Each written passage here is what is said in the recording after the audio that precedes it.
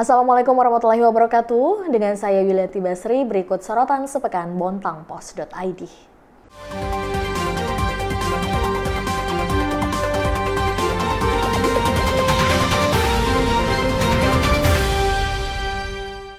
Dinas PUPRK Kota Bontang menyiapkan 37 ton aspal untuk perbaikan jalan di Bontang.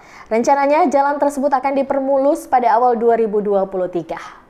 Sejumlah jalan di Bontang yang mengalami kerusakan kontur akan dipermulus oleh pemerintah Kota Bontang pada awal tahun depan.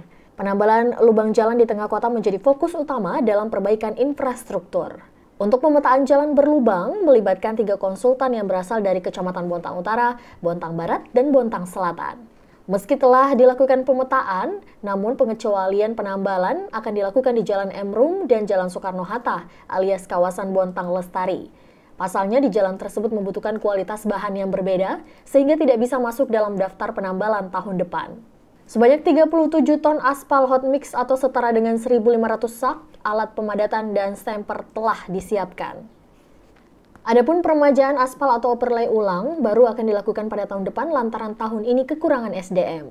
Rencananya, untuk proses pengerjaan diberlakukan sistem kerja harian lepas. BLT BBM mulai disalurkan. Sebanyak 7.510 warga Bontang menerima bantuan senilai Rp450.000. Dinas Sosial dan Pemberdayaan Masyarakat Bontang mulai menyalurkan BLT BBM kepada keluarga penerima manfaat. Pendistribusian bantuan sosial tersebut buntut dampak inflasi ekonomi yang ditimbulkan akibat kenaikan BBM beberapa waktu lalu. Bantuan diberikan Rp150.000 per bulan.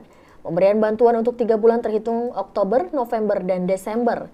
Dengan begitu, bantuan yang diterima totalnya Rp450.000. Untuk Kecamatan Bontang Barat, sebanyak 1.146 penerima.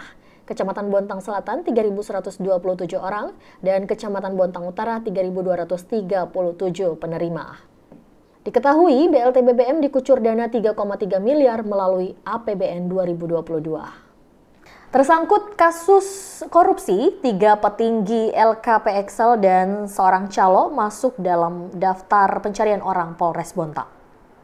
Satreskrim Polres Bontang menetapkan 4 orang sebagai daftar pencarian orang atau DPO. 4 orang tersebut merupakan buronan yang tersandung kasus korupsi dana hibah dari Pemprov Kaltim yang disalurkan ke LKP Salon Excel pada 2014. Diketahui, dana hibah yang disalurkan oleh Pemprov Kaltim ke LKP tersebut sekitar 500 juta. Namun, 300 juta diantaranya diduga digelapkan. Sementara itu, MH selaku ketua LKP yang sudah ditetapkan menjadi tersangka lebih dulu berhasil ditangkap. DPO pertama seorang perempuan bernama Enda Listiani. Terkait identitas, polisi masih belum menjelaskan rinci.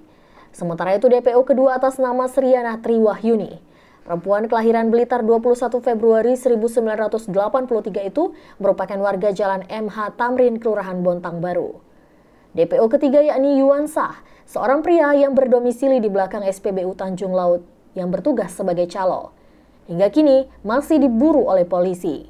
Terakhir adalah Iin, perempuan yang berdomisili di Jalan Soekarno-Hatta, Bontang Lestari, turut menjadi incaran. Keempat tersangka dijerat pasal 2 ayat 1 dan pasal 3 serta pasal 9 Undang-Undang Nomor 31 Tahun 99 tentang pemberantasan tindak pidana korupsi sebagaimana diubah dengan Undang-Undang Nomor 20 Tahun 2001 tentang perubahan atas Undang-Undang Nomor 31 Tahun 99 tentang pemberantasan tindak pidana korupsi.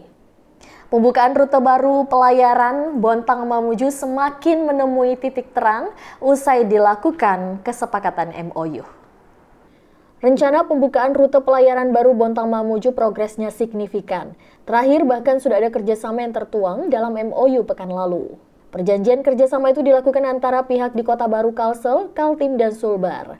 Isi dari MOU itu salah satunya jenis kapal yang bakal digunakan dan kapasitasnya.